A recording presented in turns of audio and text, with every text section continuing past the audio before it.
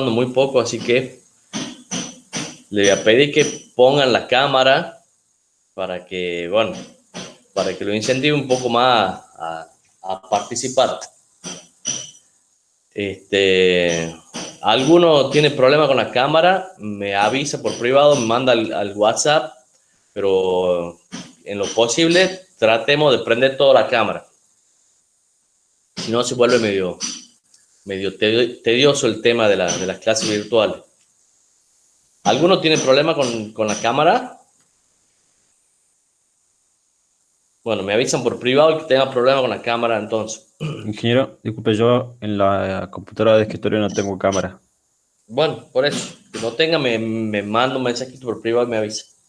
El Bien. resto, bueno, traten de prender la cámara porque si no se vuelve muy pesada la clase y están participando muy poco. Bueno, arrancamos. Hemos visto que tenemos distintas formas de energía. Hemos visto cómo podemos calcular la energía en cada caso, los distintos sistemas de energía, pero no hemos visto cómo podemos transformar una energía en otra. Si bien hemos estado trabajando con las distintas formas de energía y hemos dicho que la termodinámica estudia la energía, las posibilidades de transformación de la energía y sus límites. ¿Se acuerdan que cuando hemos definido qué es la termodinámica, hemos dicho eso, ¿no? Bueno, entonces veamos, bueno, nosotros intuitivamente sabemos que podemos transformar las distintas formas de energía entre sí, pero esto de los límites y cuáles son todas las formas de energía que puedo transformar, hasta qué punto, habría que verlo un poquito más, ¿no? Fíjense que intuitivamente nosotros vemos que la energía cinética la podemos transformar, por ejemplo, en energía mecánica o energía eléctrica con un sistema como este, digamos, que sería un molino de viento, digamos. Tenemos la parte de las aspas que transforman la velocidad, digamos, la energía cinética del viento en la energía mecánica y luego esa energía mecánica se transforma en un generador en energía eléctrica. La energía potencial de altura o la energía potencial de presión la podríamos transformar también en energía mecánica o en energía eléctrica. También conectamos un generador acá con un sistema como la figura, ¿no? Después también la energía eléctrica la podemos transformar en energía mecánica. O sea, son cosas que la vemos a diario, digamos. Pero ¿qué pasa con el calor? ¿Lo podemos transformar?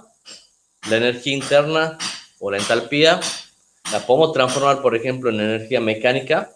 ¿Qué opinan?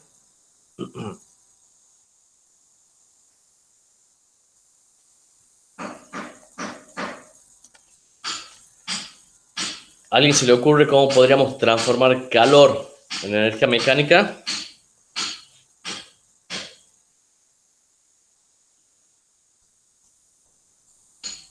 Si no se le ocurre, digan no, por lo menos. Con los motores de combustión interna, por ejemplo. Claro, una forma podría ser con motores de combustión interna.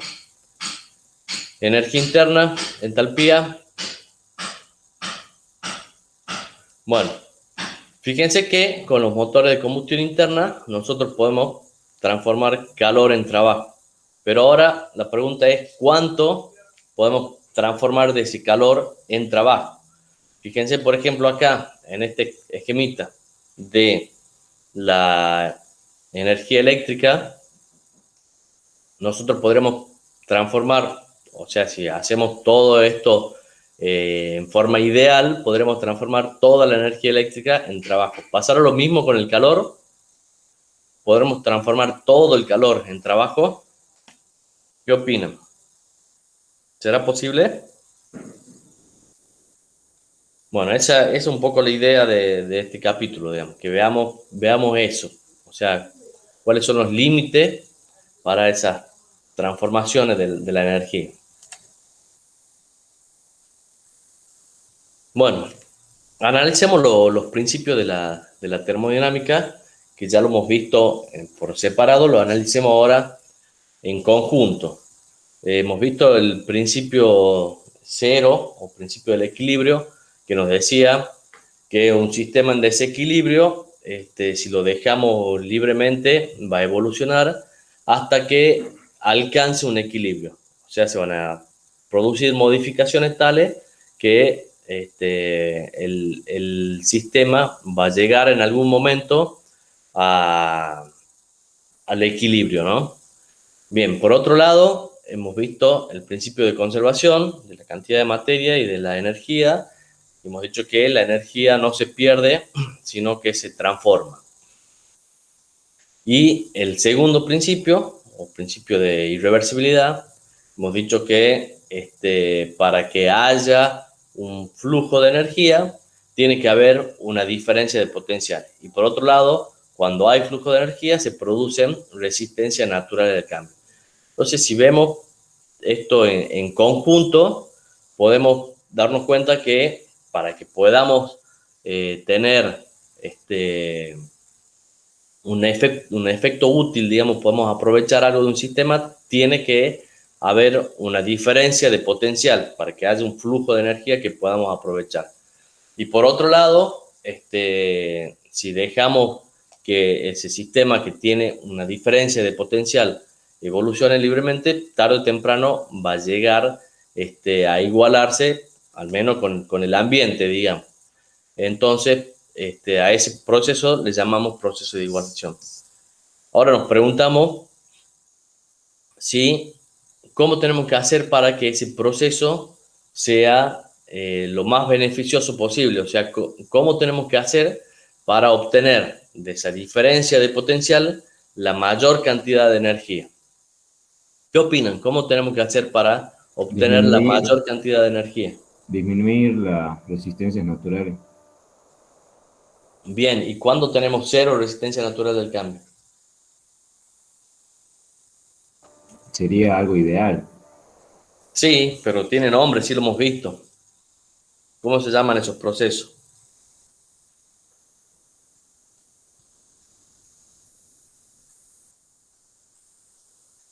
Los procesos, ¿Reversibles? exactamente, los procesos reversibles. O sea, por un lado, tenemos que disminuir lo máximo que se pueda la resistencia natural del cambio para no estar perdiendo energía en eso, que es justamente hacer que el proceso sea reversible, que es ideal, como han dicho. En ese caso, vamos a tener cero resistencia natural al cambio. Bien, entonces veamos cómo hacemos esa igualación para que sea reversible en cada caso.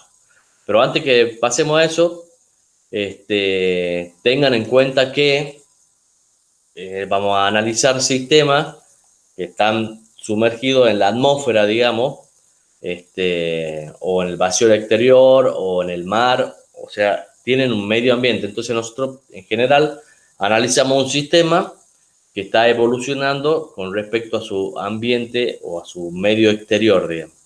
Entonces, generalmente en la práctica el tamaño de ese sistema es tan pequeño comparado con el medio ambiente que el sistema no afecta a las condiciones de presión y temperatura del medio ambiente. O sea, por más que yo tenga un motor, por ejemplo, tirando gases de escape caliente a la atmósfera, ese motor, que es tan chiquitito comparado con el tamaño de la atmósfera, no va a modificar las condiciones de presión y temperatura de la atmósfera.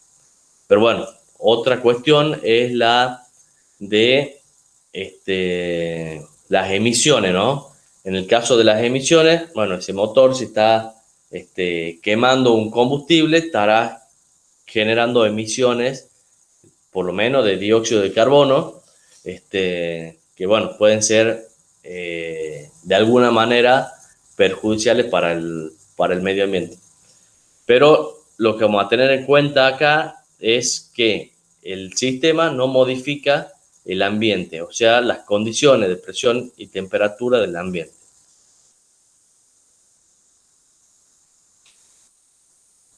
Bueno, entonces decíamos, ¿cuál será el máximo trabajo que podemos obtener de ese sistema y cómo tenemos que hacer para producir ese proceso y obtener ese máximo trabajo. Bueno, ahí ustedes han adelantado un poquito que tiene que ser en forma reversible. Bueno, acá está el proceso de igualación, debería realizarse de forma reversible sin resistencias naturales y siendo así, el máximo trabajo útil estaría dado por el desequilibrio térmico y mecánico entre el sistema y el ambiente y se denomina exergía, disponibilidad o energía disponible. Entonces, como decían ustedes, el proceso tiene que darse en forma reversible, y el trabajo máximo lo vamos a obtener haciendo el proceso en forma reversible, haciendo la igualación del sistema con el ambiente en forma reversible. Ese máximo trabajo es la exergía, o sea, dicho al revés, podemos definir la exergía. La exergía de un sistema termodinámico en desequilibrio con su medio es la fracción máxima de las energías del sistema y del medio que pueden transformarse en trabajo u otro efecto útil durante un proceso de igualación reversible del sistema con el medio. Presten atención a esta definición que es muy importante. Esto nos dice qué es la exergía y cómo la vamos a calcular de alguna manera, ¿no? Y fíjense que ahí le he subrayado algunas palabritas que son clave. La exergía es la fracción máxima de las energías.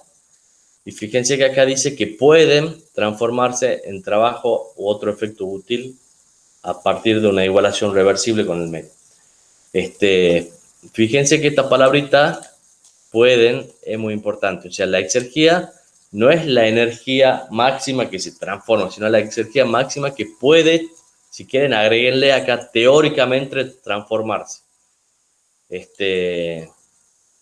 Por ahí capaz que eso le ayuda a aclarar un poco la definición, si le agregan acá la palabra teóricamente o idealmente transformarse en trabajo u otro efecto útil.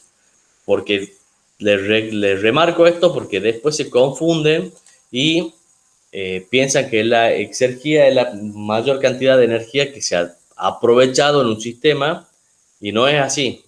La exergía es la mayor cantidad de energía que idealmente se podría aprovechar en un sistema. Entonces, acá tiene que decir puede o podría aprovecharse o transformarse en el proceso de igualación reversible. Bueno, obviamente, como hemos dicho que el primer principio se cumple siempre, hay una parte de la energía que se puede transformar en trabajo útil, digamos, en efecto útil, y otra parte que no. Entonces, en esos casos que tenemos una parte que no se puede transformar en efecto útil, le llamamos energía a la parte que no se puede transformar en efecto útil. Como les decía, como se cumple el primer principio, la suma de la exergía más la energía es igual a la exergía, a la energía. O sea, la energía total es una parte exergía y una parte energía. Bueno, ¿cómo vamos hasta acá? ¿Se va entendiendo esto? Sí, Inge. Sí. Bueno, veamos entonces cómo calculamos en cada caso la exergía. Saracho, sale cortado tu audio.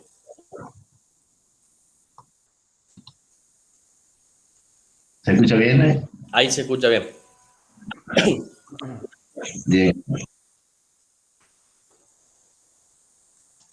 Bueno, la exergía, entonces, hemos dicho que es la fracción máxima de la energía que puede aprovecharse en un proceso de igualación con el medio. Entonces, vemos que va a depender de la condición a la que esté la energía y de la condición a la que esté el medio, digamos, las condiciones termodinámicas del sistema y del medio. Entonces, si tenemos energía potencial, bueno, sabemos que podemos transformar la energía potencial en trabajo, o en otro efecto útil, digamos, y si tenemos una altura para el medio ambiente que le llamamos H0, entonces lo que esté diferente a esa altura podrá aprovecharse como energía potencial. O sea, si estamos por arriba de H0, vamos a tener, supongamos, una altura H1, la energía potencial, hemos dicho que es mg por H, entonces la exergía de la energía potencial va a ser la diferencia entre la energía potencial que tiene el sistema y la energía potencial del ambiente. Entonces, fíjense que me va a quedar mg por la diferencia de H. Eso va a ser la exergía de la energía potencial. Y la energía, bueno, va a ser mg por H0, o sea, por la altura del ambiente, digamos.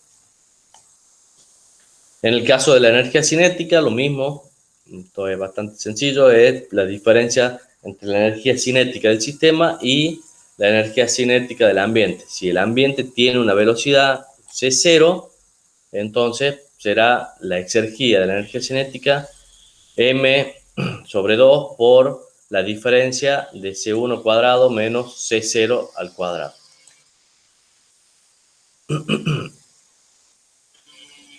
Bueno, veamos, decíamos en la introducción del capítulo, decíamos que podíamos transformar calor en trabajo. Veamos cómo se hace eso, ¿no? Fíjense que para poder transformar el calor en trabajo, necesitamos siempre un medio material, un medio que absorba de alguna manera, entre comillas, absorba ese calor para poder después transformarlo en trabajo. A ese medio material le llamamos fluido de trabajo. Y fíjense que en todas las máquinas térmicas hay un fluido de trabajo, digamos. Recién hablábamos de un motor de combustión interna. Bueno, el fluido de trabajo va a ser el aire o los gases de combustión que están dentro de la cámara de combustión moviendo los émbolos, los pistones. En el caso de una turbina de vapor, el fluido de trabajo va a ser el vapor. En el caso de una turbina de gas va a ser el gas. O sea, en todas las máquinas que interviene el calor, tienen un fluido de trabajo. Si hablamos de las máquinas frigoríficas, qué sé yo, la heladera tiene un refrigerante, el freezer, una bomba de calor, tiene un fluido refrigerante que sería, qué sé yo, el R134A, un Freon 11, o sea, distintos tipos de refrigerantes que son la materia que circula por dentro de los circuitos y son el fluido de trabajo en cada caso. Bueno, fíjense, para plantear esto de la transformación del calor en trabajo, este esquemita sería un esquemita bastante sencillo. Acá podremos tener aire o cualquier gas y nosotros le entregamos calor a este fluido de trabajo a través de las paredes de este cilindro, digamos, y acá tenemos un émbolo que soporta, digamos, este fluido de trabajo. A medida que vamos calentando esa materia que está ahí, ese fluido de trabajo se va a ir expandiendo y me va a generar acá un desplazamiento del émbolo. O sea, acá adentro me va a generar una fuerza de presión, digamos, una presión que en la superficie del émbolo se va a traducir en una fuerza de presión y se va a desplazar. La fuerza esta por el desplazamiento sería el trabajo que estaríamos obteniendo, ¿no? Pero ¿qué problema tendría este sistema? Nosotros lo calentamos, esto se desplazará y ¿hasta dónde va a llegar? sería útil esto, o sea, sería útil un ratito, digamos, mientras que el émbolo se está moviendo y hasta que llega hasta el final del cilindro, pero después se va a salir del cilindro, se va a escapar el fluido del trabajo y no vamos a poder seguir obteniendo trabajo de esto. Entonces, fíjense que para poder obtener trabajo y que el sistema sea más o menos razonable, lo que necesitamos es un ciclo. O sea, para que el émbolo no se salga acá y se caiga, nosotros podríamos hacer un ciclo. En un momento entregamos calor y en otro momento sacamos calor. Entonces, esto va a ir y va a volver. En algún momento me entregará trabajo y en otro momento, supongamos, estaremos enfriando esto para que esto vuelva, digamos.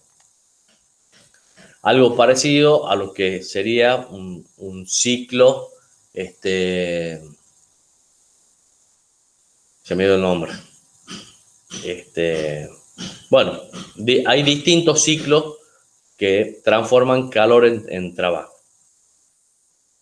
Bien, ahora fíjense que nosotros habíamos visto que en los ciclos, no importa si sea un ciclo abierto o cerrado, nosotros habíamos visto que todo el calor intercambiado se transforma en trabajo, o viceversa. Estamos hablando que le estamos entregando trabajo, vamos a obtener un calor. O sea, independientemente de que el ciclo sea realizado en sistema abierto o en sistema cerrado, vamos a obtener un calor o un trabajo. O sea, la diferencia de calores me va a dar el trabajo o viceversa. Bien, entonces fíjense que si tenemos un ciclo, en alguna parte, acá tenemos representado un ciclo en un PV y acá tenemos un ciclo en un TS. Fíjense que en algunos sectores, si es un ciclo, está entrando calor y en otro está saliendo calor. Entonces, supongamos que esto va en sentido antihorario. Bueno, en esta parte entrará calor, en esta saldrá calor. O al revés, si va en sentido horario, es como están las flechas. Acá, fíjense, si vamos de este punto donde tengo el cursor, acá, si vamos hacia acá, en esta curva, acá, vamos hacia la derecha, fíjense que crece la entropía, o sea que estamos entregando calor al sistema. Ahora en este otro punto más abajo, en esta otra curva, si vamos hacia abajo, hacia la izquierda, está disminuyendo la entropía, estamos sacando calor. Entonces, se dan cuenta que si tengo un ciclo, en algún sector estoy dando calor y en otro estoy sacando calor. Entonces, podré transformar todo el calor que le doy en trabajo.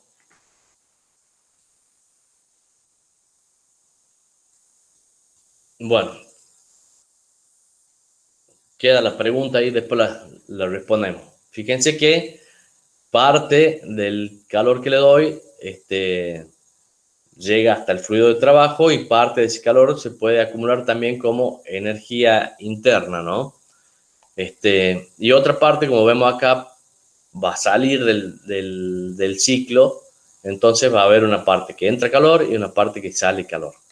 Bueno, ya hemos visto esto, tenemos las distintas máquinas térmicas. Hay máquinas térmicas que trabajan por arriba del ambiente y otras que trabajan por abajo del ambiente. O sea, la máquina térmica trabaja entre dos temperaturas, entre una fuente caliente y una fuente fría, digamos.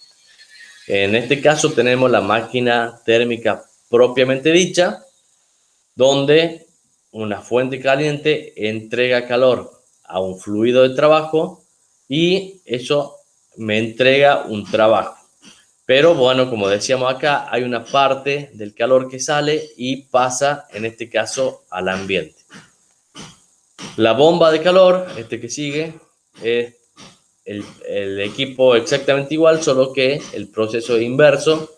O sea, le doy un trabajo y esa máquina toma un calor del ambiente, le eleva su temperatura y lo vuelca a un reservorio más caliente, a una fuente de mayor temperatura.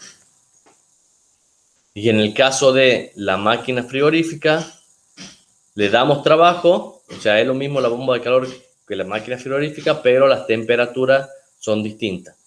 En el caso de la máquina frigorífica le damos trabajo, el calor que está en un recinto frío pasa hacia el ambiente. Entonces, fíjense, estas dos máquinas hacen exactamente lo mismo, solo que en este caso, en la máquina frigorífica, tomamos el calor de un recinto frío, o sea, de un aula, si estamos hablando, por ejemplo, de un aire acondicionado, de una habitación, o puede ser de la parte de adentro de la heladera o del freezer, si estamos hablando de una heladera o un freezer. Entonces, de ahí sacamos el calor, o sea, generamos un frío, digamos. Y ese calor lo volcamos ¿a dónde? Al ambiente. Entonces, lo que hace la máquina frigorífica es absorber calor para generar un frío. En cambio, la bomba de calor lo que hace es toma calor del ambiente y lo vuelca en un recinto caliente. O sea, fíjense que estos dos equipos son exactamente iguales, solo que trabajan en distintas temperaturas. O sea, tienen salto de temperatura distinto. Desde una temperatura menor al ambiente, y la bomba de calor desde el ambiente a una temperatura mayor. Esto, fíjense, sería el aire acondicionado en verano, la máquina frigorífica. O sea, lo que está haciendo en verano es tomar calor del ambiente, o sea, lo enfría el ambiente y lo vuelca del reservorio, digamos, y lo vuelca al medio ambiente. Y cuando estamos en invierno, trabaja de esta manera. Toma calor del medio ambiente y lo vuelca dentro de la habitación o del recinto acondicionado, digamos. Bien, entonces, en cada caso vemos que hay un calor que es absorbido por el fluido de trabajo y después cedido a un reservorio o al ambiente. En todos los casos pasa lo mismo. Y la diferencia, como vale el primer principio, la diferencia va a ser el trabajo, digamos, la diferencia de los calores va a ser el trabajo. Entonces, fíjense, en cada caso ahí está puesto cómo calculamos el calor en cada caso, o si quieren despejan de acá y cómo calculan el trabajo, digamos. Bien, entonces vemos que en todos los casos hay un calor absorbido y un calor cedido. Entonces, nos preguntamos, ¿habrá algún caso en el que la forma que tienen estas curvas haga que la cantidad de calor, supongamos que es una máquina térmica propiamente dicha, o sea, estamos queriendo obtener trabajo, entonces esto sería un ciclo directo, o sea, horario acá. Entonces, fíjense que ¿habrá alguna forma de las curvas estas para que la cantidad de calor absorbido sea la mayor en proporción con la cantidad de calor cedido? O sea, si lo vemos acá en este caso, en el PV, el área dentro de las curvas, dentro del ciclo, representa el trabajo. Si lo vemos en el TS, el área también representa el trabajo, porque va a ser la diferencia de los calores que entran y que salen del sistema. Entonces, fíjense que cuanto más chico sea el calor que sale, mejor, digamos, porque vamos a tener mayor trabajo aprovechable. O al revés, si mayor el calor que está entrando en comparación con el trabajo que está saliendo, mayor va a ser el trabajo aprovechable. Entonces, analicemos cómo tendrían que ser esas curvas para que esto suceda. Bueno, por otro lado, nosotros habíamos visto la integral de Clausius, que nos decía que la integral cerrada de ds era igual a la integral de dq sobre t, igual a 0 cuando tengo procesos reversibles. Entonces, nosotros que estamos estudiando, queremos saber la máxima cantidad de energía, y hemos dicho que para obtener la máxima cantidad de energía necesitamos que el proceso sea reversible, o sea que se tiene que cumplir esta integral de Clausius. Cuando es reversible se cumple esto, entonces tiene que suceder esto, que la integral cerrada de q sobre t tiene que ser igual a 0. Entonces, tiene que valer esto y encontremos la forma de las curvas que haga que el trabajo sea máximo. Bueno, ustedes ya tienen la herramienta para hacerlo.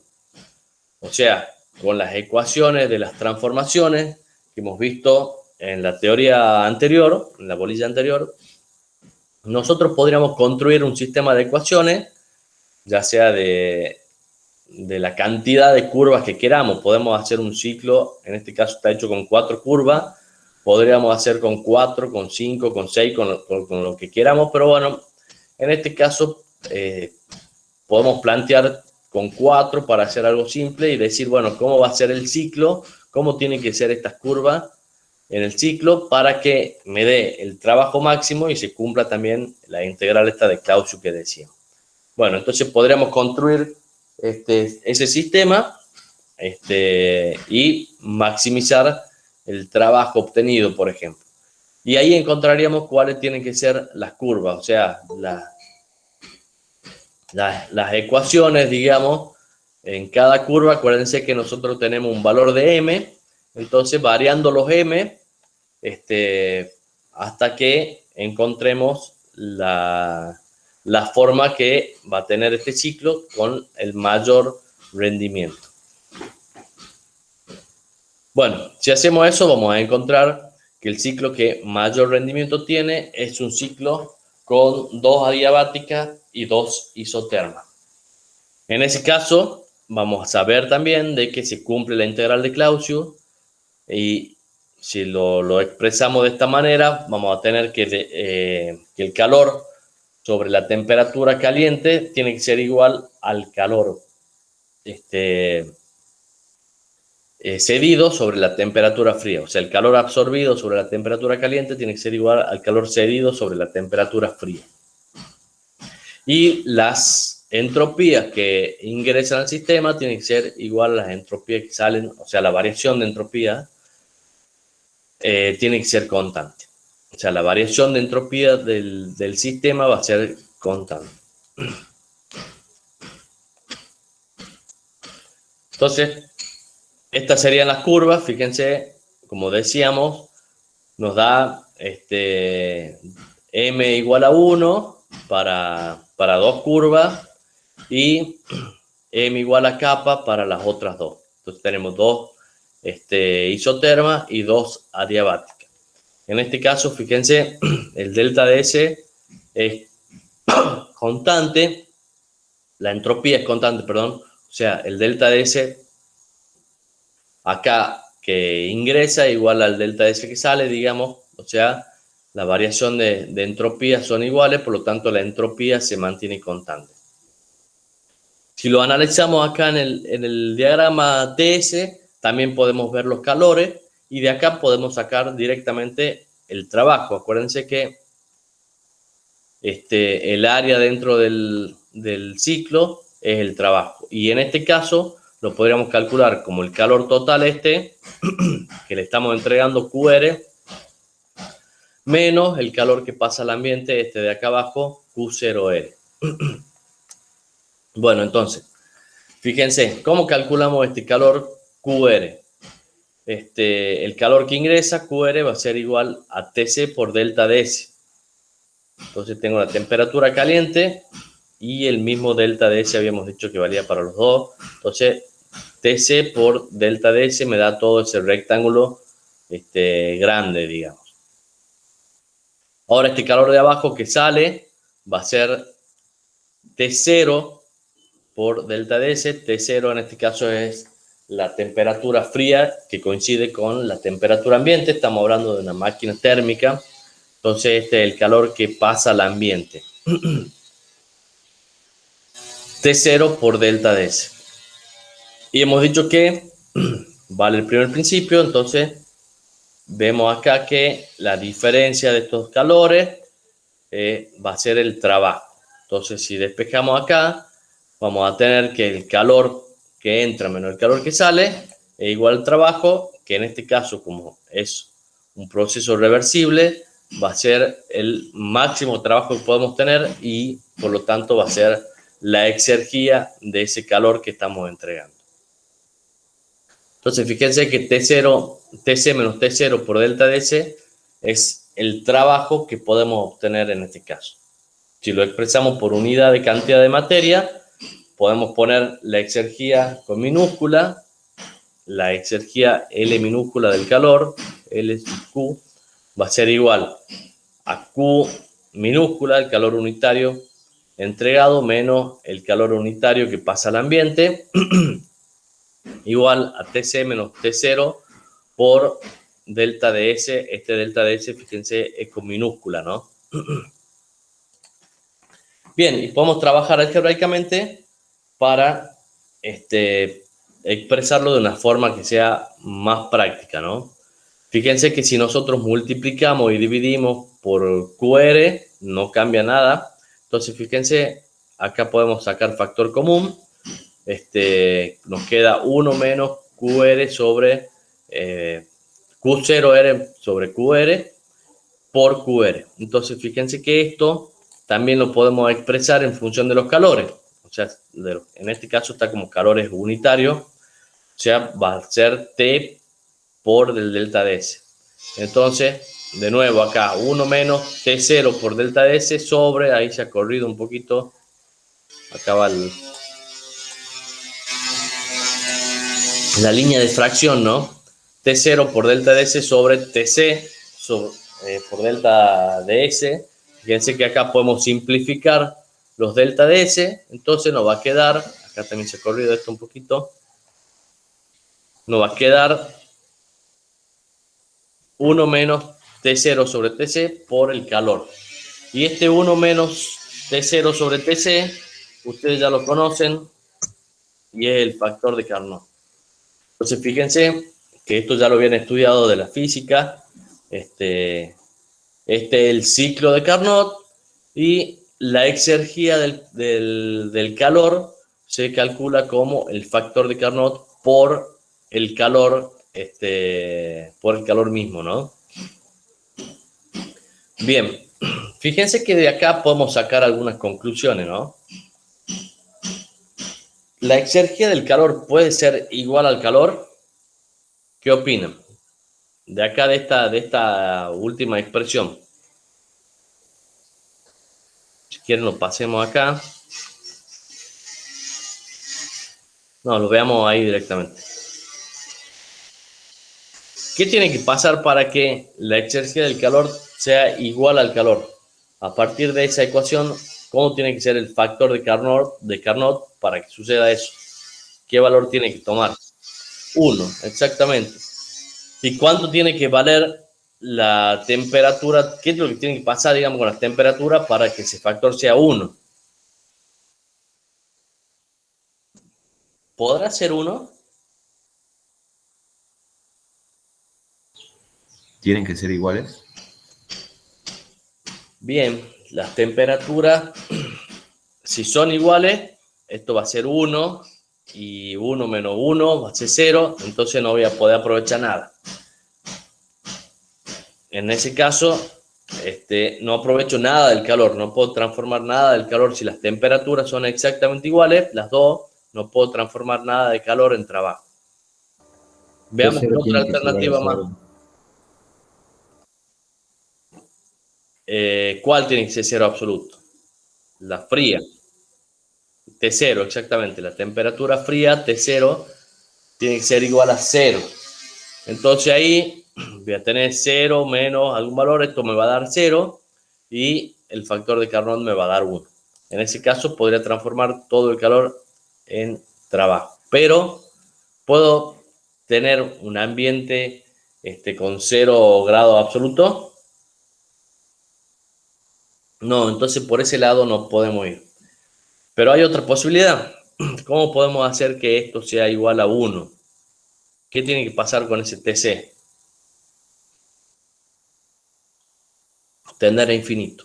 Que tampoco pasa en la realidad, porque este fluido de trabajo que decíamos está contenido en una máquina que tiene sus limitaciones. O sea, no podemos llegar a temperatura infinita con los materiales porque se funden, digamos. Entonces, también tiene un límite por ese lado. Entonces, fíjense que no puedo bajar la temperatura todo lo que quiera, ni puedo subir la temperatura caliente todo lo que quiera.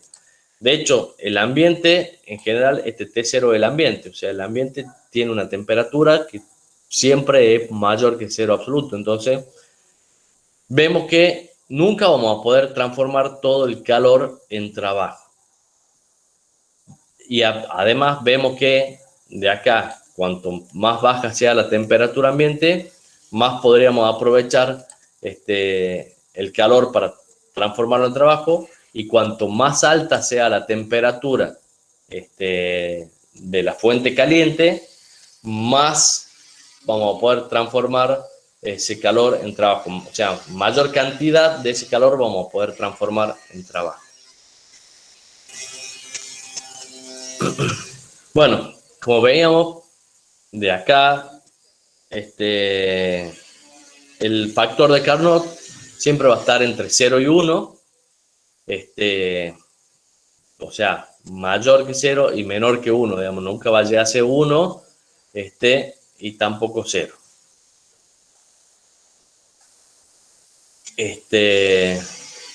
Bueno, a ver, en realidad 0, 0. Si tengo las dos temperaturas iguales, podría ser 0, pero en ese caso no voy a aprovechar nada de trabajo, entonces no tiene sentido. Entonces de ahí sacamos la exergía. Ahí fíjense que obviamente sí hay una parte del calor que la puedo aprovechar, otra parte, como se cumple el primer principio, otra parte no la puedo aprovechar, y esa otra parte que no la puedo aprovechar es la energía. Entonces, para calcular la energía del calor, hacemos 1 menos el factor de Carnot por el calor. Bueno, de acá resumiendo, fíjense que jamás, acá en la conclusión, jamás ni con proceso reversible la totalidad del calor puede transformarse en trabajo. Bueno, fíjense que todavía nosotros no hemos definido los rendimientos, ya lo vamos a ver un poquito más adelante, pero lo vamos a adelantar un poquito. Hay un rendimiento térmico que le llamamos, que evalúa la cantidad de calor aprovechado, y se usa mucho en las máquinas térmicas. Se define como el calor aprovechado sobre el calor entregado, esto que tenemos acá, y podemos ver que el rendimiento térmico máximo de una máquina térmica coincide con el factor de Carnot. Fíjense, si yo tengo el calor aprovechado es el trabajo y el calor entregado es el calor QR, entonces fíjense que cuando este trabajo sea máximo, voy a tener la exergía del calor. Y fíjense, en ese caso tengo, o sea, valiéndome del primer principio, el trabajo en el sistema va a ser el calor menos el calor cedido al ambiente. Si sacamos factor común, va a ser 1 menos el calor cedido al ambiente sobre el calor. Y acuérdense que en este esquema podíamos sacar como la temperatura por delta de S, simplificamos los delta de S y nos quedaba la relación de temperaturas. Entonces, cuando tenemos el rendimiento máximo, este trabajo es igual a la exergía, y el rendimiento térmico máximo va a ser igual al factor de Carnot. Entonces, esto también nos dice algo importante. En el caso que tengamos máquinas térmicas, como no podemos transformar todo el calor en trabajo, no podemos tener rendimiento 100% en la máquina térmica. O sea, siempre vamos a tener un límite en la máquina térmica. Y ese límite lo vamos a tener por medio del factor de Carnot. O sea, si queremos saber cuál es el rendimiento de una máquina térmica, bueno, la máquina térmica va a tener como máximo este rendimiento. O sea, que fíjense que nunca es 100%. O sea, porque estas temperaturas, como hemos visto recién, tienen sus limitaciones.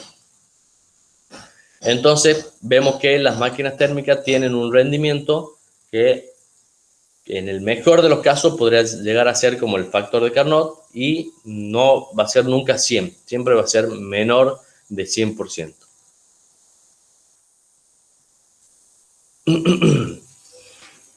Bueno,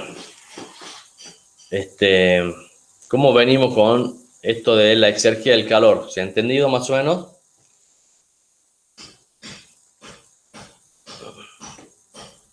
Ingeniero, el subíndice R, ¿qué significa? De reversible. Sí, si quieren no lo ponen porque ya sabemos que estamos hablando de calores reversibles, digamos.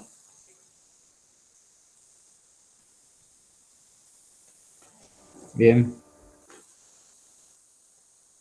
Bueno,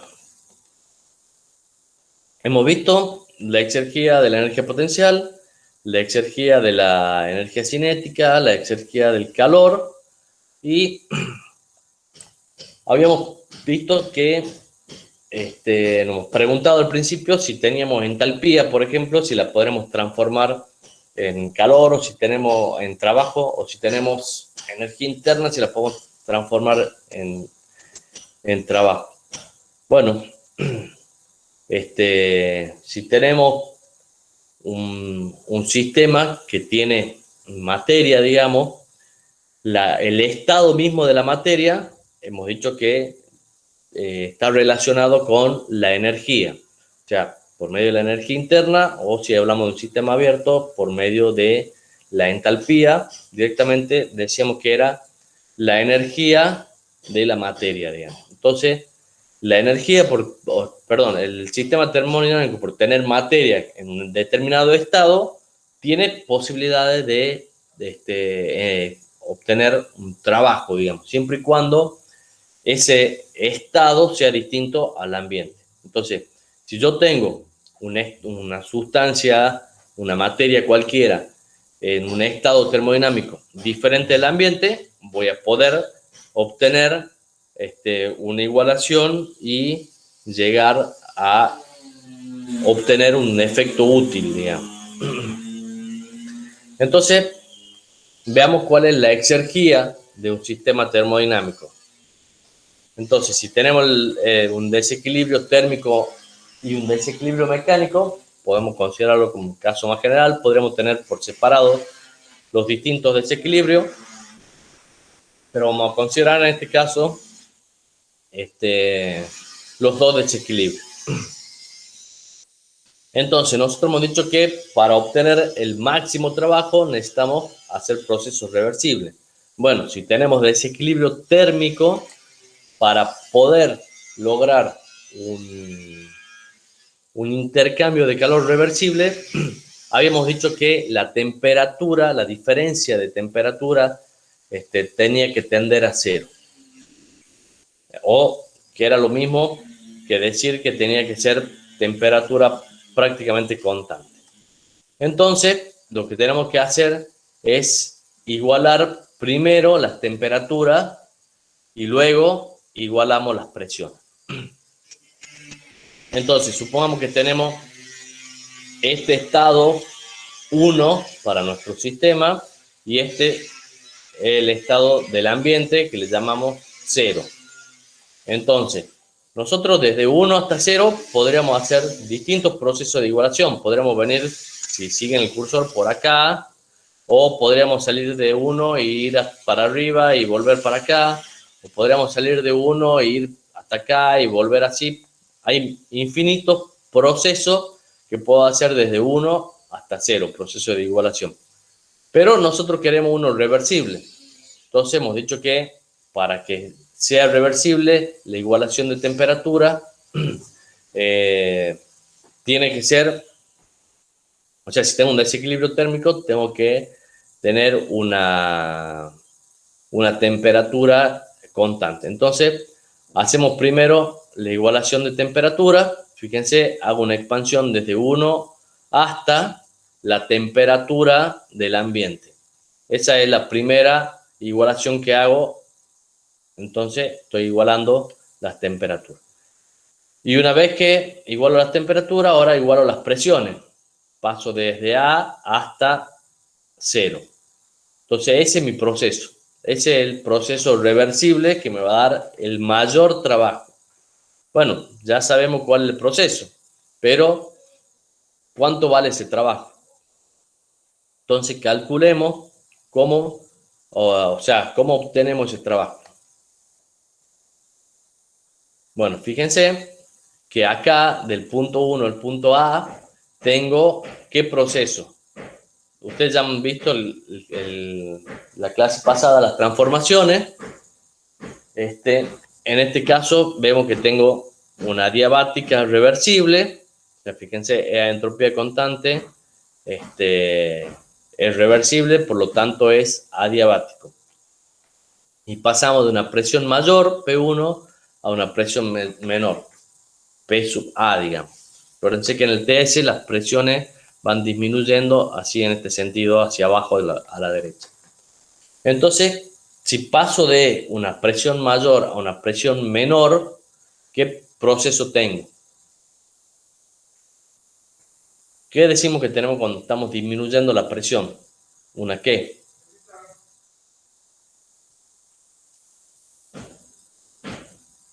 O viceversa.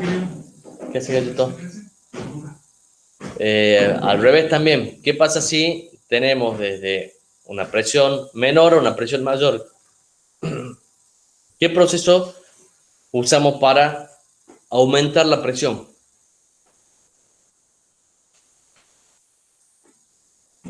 ¿Qué se le ocurre? ¿Alguno ha ido a la gomería alguna vez a inflar la rueda o la pelota o lo que sea, la bicicleta, lo que sea? ¿Qué usan en la gomería para aumentar la presión del aire? Un compresor, Un ingeniero. compresor. Bueno, entonces cuando aumento la presión tengo una compresión. ¿Y el proceso inverso? Una expansión. Una expansión. Entonces, acá yo tengo una expansión. ¿Qué equipo uso para hacer una expansión? Para hacer una compresión uso un compresor. Para hacer una expansión y obtener un trabajo uso una turbina. Entonces, en este caso, vemos que este proceso lo podríamos hacer en una turbina, en este caso que sea adiabática, porque hemos dicho que es reversible y acá tiene que ser a entropía constante, entonces adiabática reversible. O sea, tiene que ser adiabática la turbina. Y en este otro caso, fíjense que tengo. Tengo también una disminución de presión. Entonces, ¿qué voy a tener? De nuevo, una expansión. ¿Qué equipo voy a usar? Una turbina. Pero en este caso, ¿qué pasa con la temperatura? Constante. Es constante. ¿Qué pasa cuando yo hago una expansión? Generalmente, ¿qué pasa con la temperatura? Yo agarro el desodorante, como decíamos, y está a alta presión, y lo aprieto y lo tengo apretado así hasta que se gasta. ¿Qué le va a pasar al desodorante? Se enfría. Se enfría. ¿Y acá cómo hago para mantener la temperatura entonces? O el desodorante, si quieren. ¿Cómo tendría que hacer para que Tendría que se... salir lento el gas. No, en el desodorante, si yo lo estoy haciendo la expansión, digamos, lo abro y hago que se expanda, se está enfriando. ¿Qué hago para que el desodorante mantenga su temperatura, que no se enfríe? ¿Qué podría hacer? Tan simple. ¿Qué se podría hacer? Si se está enfriando, para que no se enfríe. Entregar Ponerlo calor. en algo caliente. Exactamente. Le entrego calor.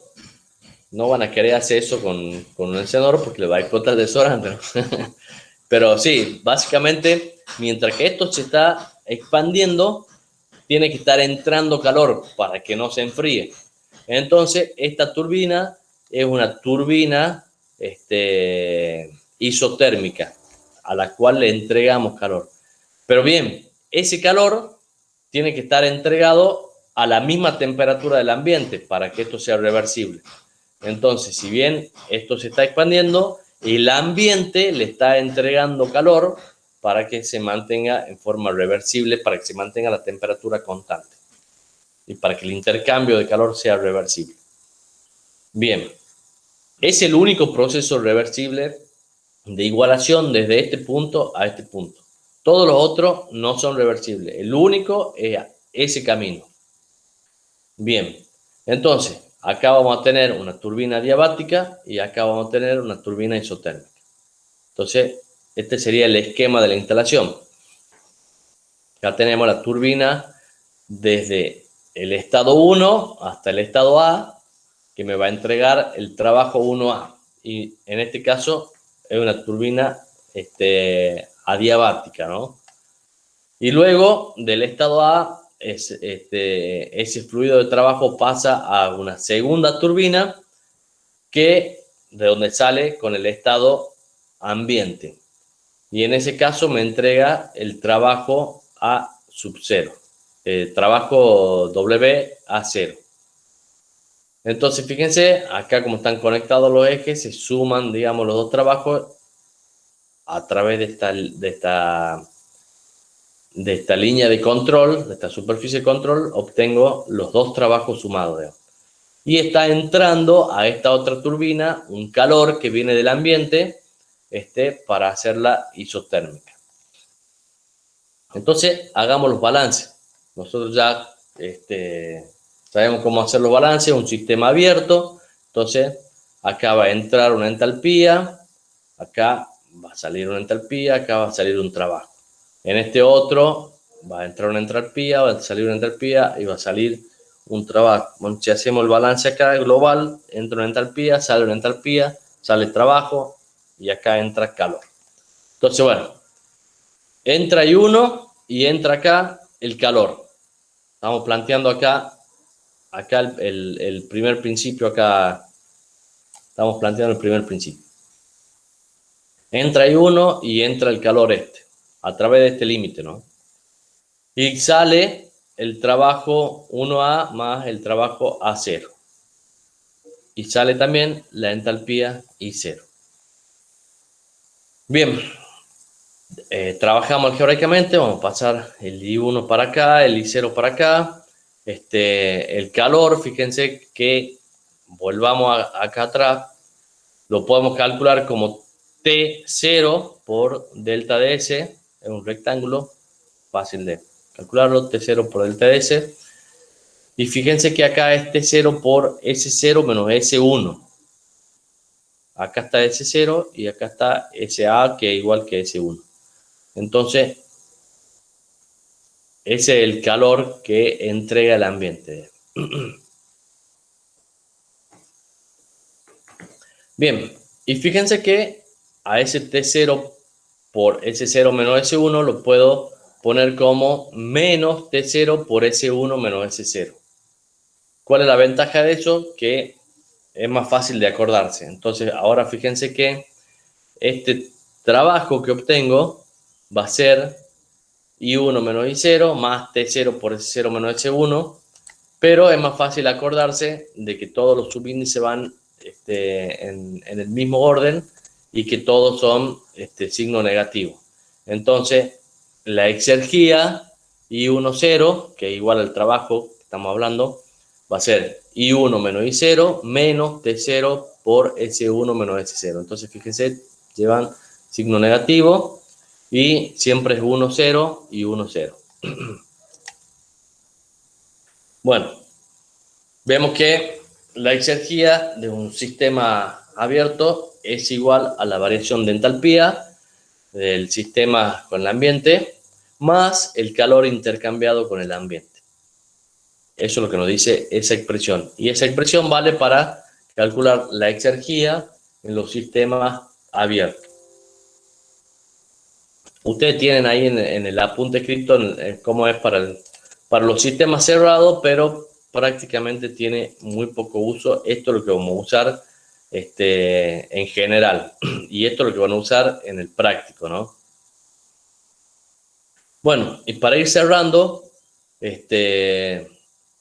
nos queda la exergía de la energía eléctrica, la energía química, de la energía mecánica y del trabajo de rozamiento. Pero bueno, ¿le ha quedado claro cómo es el cálculo de la exergía de estado? ¿Ha quedado claro cómo se calcula la exergía de un sistema? O sea, esto se llama exergía de estado, ¿no?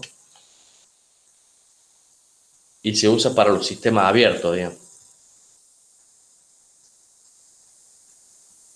¿No hay duda al respecto de eso? Ingeniero, ¿y este sistema de las dos turbinas, para qué serviría, digamos, en la vida real? Este sistema es un sistemita que nosotros hemos ideado idealmente, valga la redundancia, para poder conocer cuánto sería la cantidad máxima de trabajo que podríamos obtener de un sistema. Entonces, esto me da un trabajo ideal, digamos. Yo en la práctica no voy a poder hacer que la turbina, por ejemplo, sea isotérmica. Entonces, no voy a poder obtener de un sistema que tenga una determinada presión, una determinada temperatura, no voy a poder obtener todo el trabajo. No voy a poder obtener la exergía en la práctica. Pero este valor de exergía me sirve como un punto de referencia. Cuanto más cerca esté el trabajo que yo obtenga de este trabajo que obtengo acá de la exergía, significa que mi sistema es mejor, digamos. Entonces, para eso no va a servir la exergía. En todos los casos, no solamente con este sistema. En el caso de la exergía del calor que veíamos también recién, me sirve para lo mismo, para poder comparar y saber qué tan bueno o qué tan malo es mi sistema. O sea, me da un parámetro para decir estoy muy lejos, estoy muy cerca de lo ideal, digamos. Entonces, si yo obtengo de mi sistema una exergía acá, un determinado valor de exergía, o sea, de exergía, ¿no? Y después en la práctica, mi sistema real me da un trabajo que está muy por debajo de esta exergía, bueno, obviamente tengo un proceso bastante irreversible, que está bastante lejos de esto. Ahora sí, sabemos que nunca voy a llegar a este valor, digamos, de exergía. Pero si mi trabajo en la práctica me da algo cerca de esto, bueno, tengo un sistema que está más o menos razonable. Ya vamos a ver la clase que viene, que podemos conocer por medio de los rendimientos, vamos a ver rendimientos térmicos, termodinámicos, grado de bondad, etcétera. Vamos a ver que esas comparaciones las podemos hacer por medio de los rendimientos, ya una vez conocida la exergía, habiendo calculado el valor de la exergía en función del estado, en este caso, o en función del calor, en el caso anterior, o en función de la energía que tengamos como entrada de nuestro sistema, ¿no? ¿Queda claro eso o no está claro todavía? Sí, o sea, nos serviría de cierta forma como para ayudarnos a diseñar un motor, por ejemplo. También es un uso, digamos, o sea,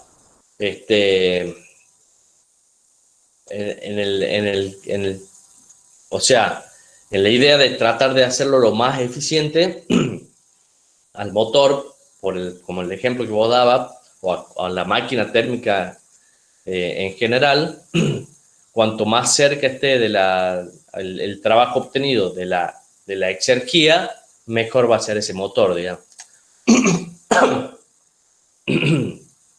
Bien, Mejor desde un punto de gracias, vista, ingeniero. mejor desde un punto de vista energético, ¿no?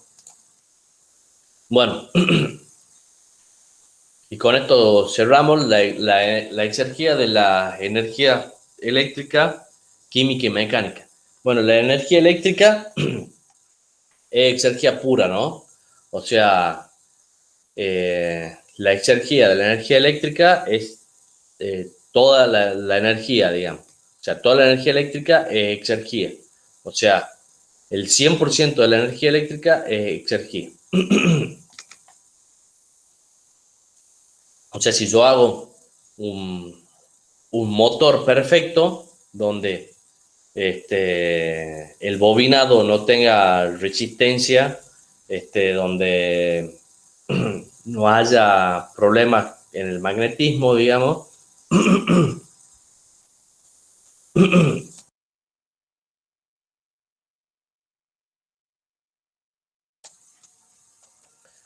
en ese caso, si el motor es perfecto, digamos, voy a tener un motor reversible, digamos, voy a poder transformar toda la energía eléctrica en trabajo. En el caso de la energía química, va a depender. Fíjense que si yo tengo, por ejemplo, hidrógeno, y el hidrógeno lo uso en una celda de combustible, voy a transformar ese hidrógeno en electricidad. Y esa electricidad es energía pura. Por lo tanto, en ese caso, la energía química sería 100% exergía. Pero si yo tengo el hidrógeno y lo quemo, voy a transformar ese hidrógeno, digamos, en agua y calor. Y ese calor lo puedo transformar en energía mecánica. Pero, ¿cuál va a ser la exergía en ese caso? Si lo transformo primero en calor. El calor es 100% exergía, perdón. ¿Hay algún caso en el que el calor sea 100% exergía? No. No, era como he visto recién. La exergía del calor siempre va a depender de las temperaturas y las temperaturas tienen su límite, ¿no? Entonces, la exergía química, si yo la transformo primero en calor, va a tener una exergía que va a ser igual a la exergía del calor.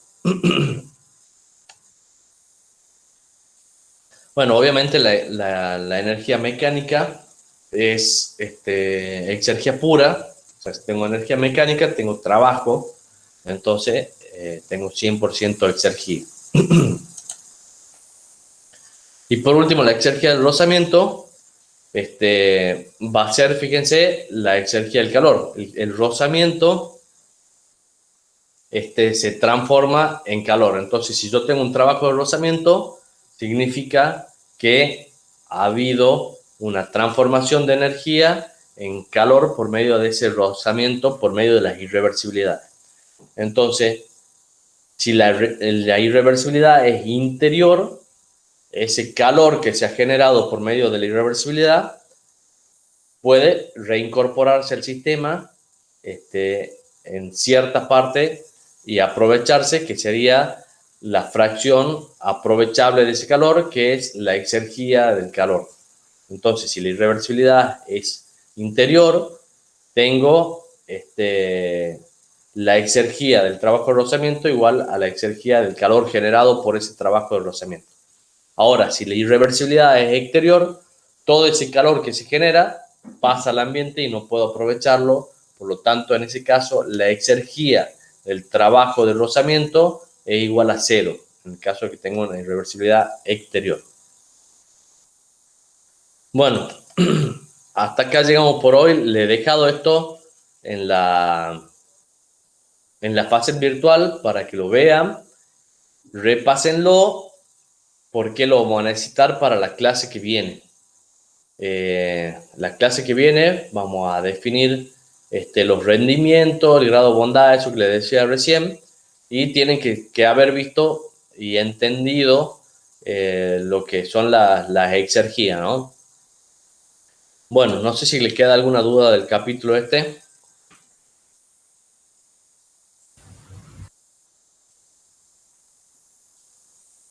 Bueno, nos vemos el miércoles entonces. Bueno, Inge, Sí, ingeniero. Hasta luego. bien, ingeniero. Gracias. Hasta luego. Nos vemos. Que anden bien.